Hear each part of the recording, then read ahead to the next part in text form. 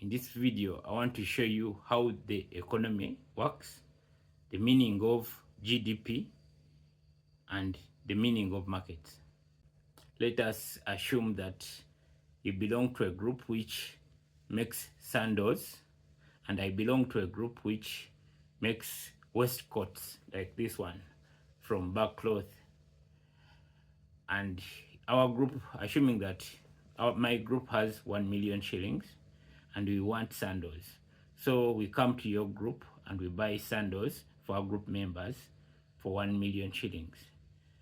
Then after your group has earned that 1 million shillings, it comes to our group to buy waistcoats of worth 1 million for your members, because your members also want to look nice like this.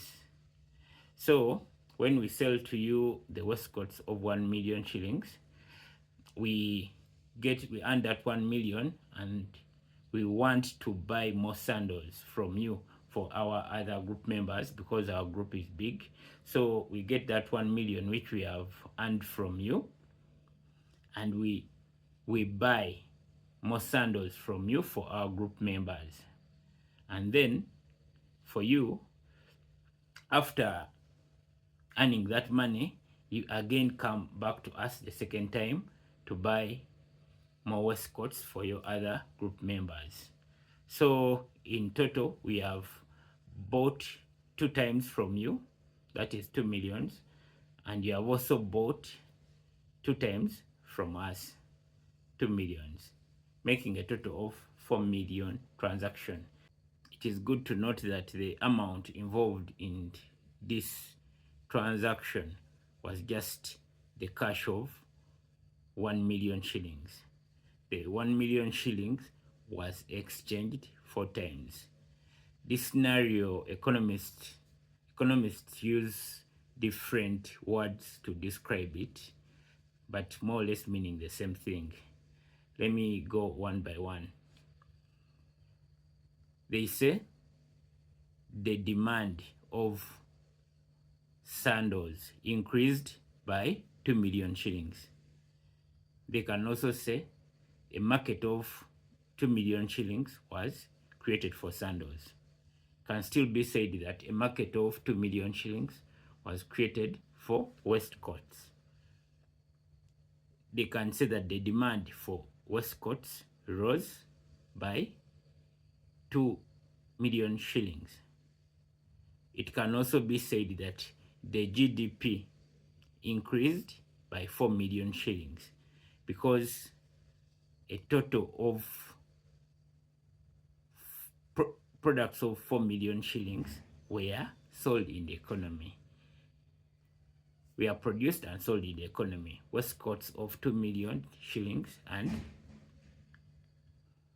the sandals of 2 million shillings were sold in the economy. But really what happened was we just exchanged using 1 million shillings.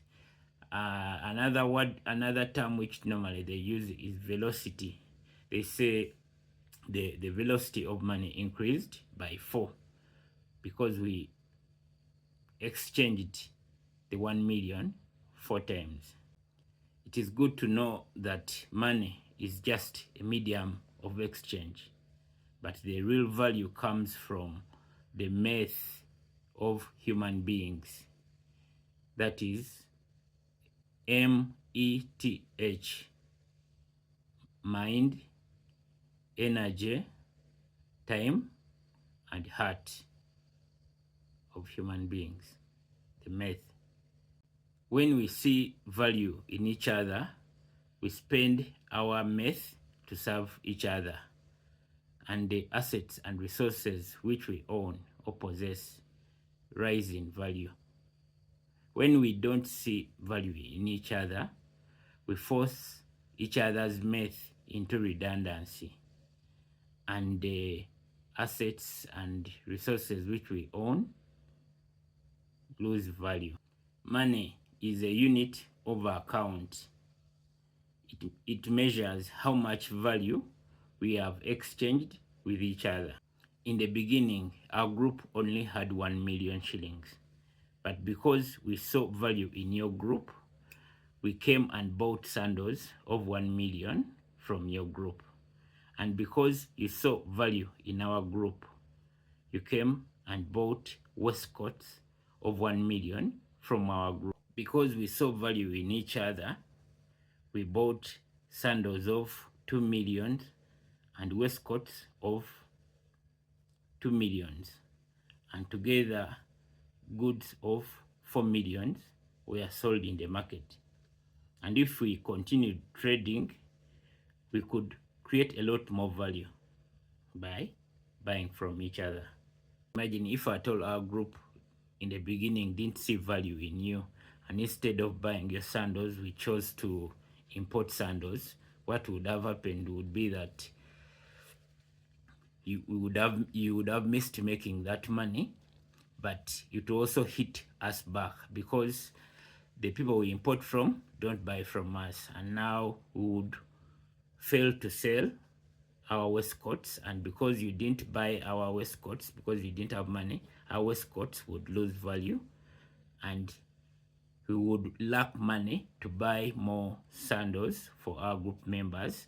So the only round we imported would be the only sandals we have, and would drive our group into redundancy, and we also have driven your group into redundancy and unemployment. And this would imply that the resources which we use to produce our products, like the waistcoats, and the resources which you use to produce your sandals will all lose value. The skins which you use to produce your sandals will lose value. And for us, the materials, the offices we rent will lose value because we've not bought from each other. Interestingly, the path which we took of seeing value in each other put us on the path of wealth creation. We bought sandals of 2 million from you, and then you bought waistcoats of 2 million from us, and then with the possibility of further trade, this gives us possibility of more value creation. And because of that, we can even go to the bank and borrow money. I could take my records to the bank, and then our group could show that we've so far sold waistcoats of 2 million, but we have plans of selling more. They sell our records, and they could give us like 5 million loans in cash. And also your group could take the records of your sales of 2 millions, and you go to the bank, and the bank could give you maybe say 6 million loan, and you realize that the 1 million which we exchanged has given us the opportunity of our group borrowing 5 million and your group borrowing 6 million, and all of us having cash of 11 million, and then we can expand more just because we've seen value in each other. And this new cash would help us create new markets with other communities with whom we see value in each other. And as long as we continue seeing value in each other with these other communities, the opportunities for wealth creation continue expanding and become infinite. Human beings have infinite needs. Therefore, if they see value in each other, they can infinitely serve each other because human needs are infinite. GDP growth is infinite. If people see value in each other, they will continuously serve each other. Our mind, energy, time, and heart can be deployed to serve each other's infinite needs. And the resources around us, the assets we own, and everything rise in value because we use them to serve each other's needs. And this makes the assets very valuable. Can you imagine the violence we do to our brothers and sisters when we overlook their local products and we choose China imports? because they are cheaper or they are more shiny or because they shine better.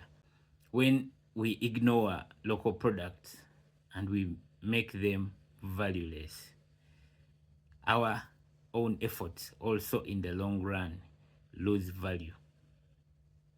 And eventually, we have to only depend on imports, which further leads to depending on loans and donors. This is what they call market failure. Now, the foreign nations which give us loans put conditions. Sometimes they dictate the culture which we should have. They dictate the type of family which we should have. They dictate sometimes the genders which should legally be allowed to marry, even if democratically within our own countries the majority of the people cannot accept such a thing. But when you put yourself in that vulnerable position, a beggar may not have so many choices. Whether we choose our nation's GDP to grow by 0% or to grow by 100%, it is all in our hearts. Our hearts are what decides. Yeah, we can choose to grow by 0% and prioritize shiny imports and ignore our local products, ignore buying from each other as we improve together and grow together. We can ignore each other and we don't grow. Or we can choose to look after each other and we grow together. We can remain poor, selfish people who sacrifice each other for shiny imports, making each other idle and jobless. Sooner or later, we suffer the consequences.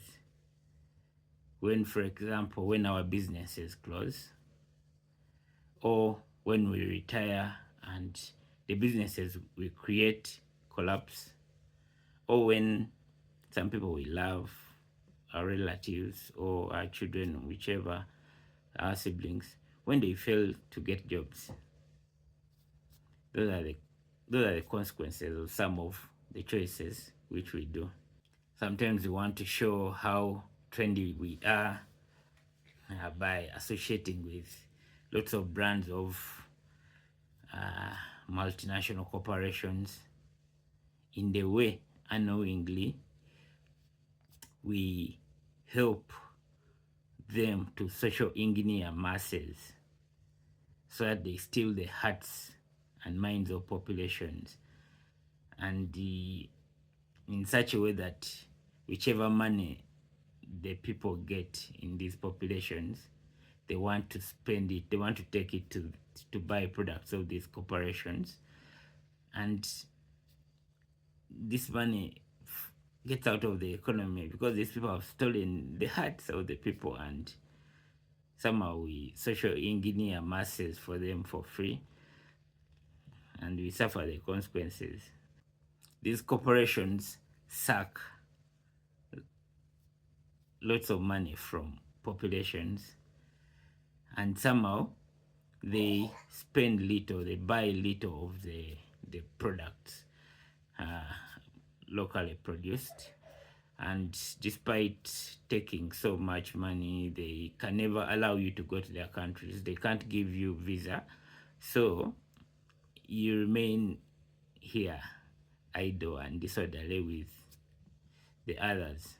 Many times our indigenous industries face smear campaign. For example, our traditional garments like the backcloth, which, for example, we used to make this. Many people associate backcloth with evil and witchcraft, and sometimes you would think, some people can even, you would think that actually these are more evil than nuclear bombs. You think there is more evil in these traditional products than in nuclear bombs. That's how crazy sometimes it can be.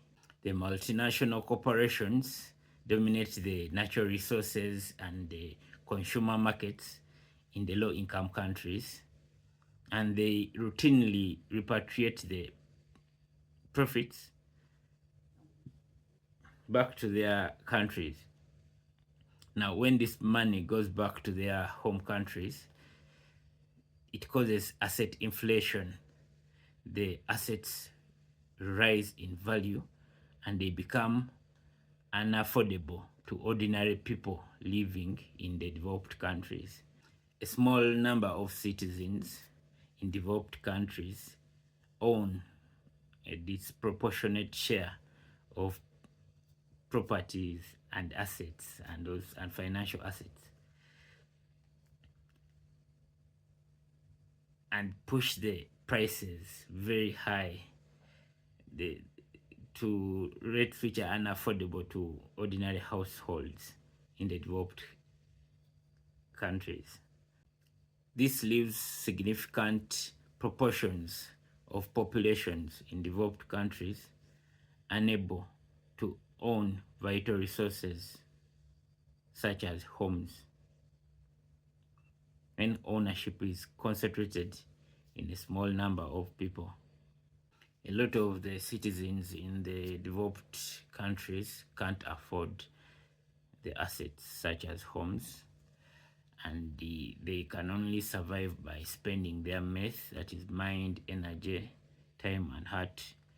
And the more they spend their myth, the higher the value of the assets climbs, and the more unaffordable those assets become to them, creating kind of effectively making assets only for the super rich.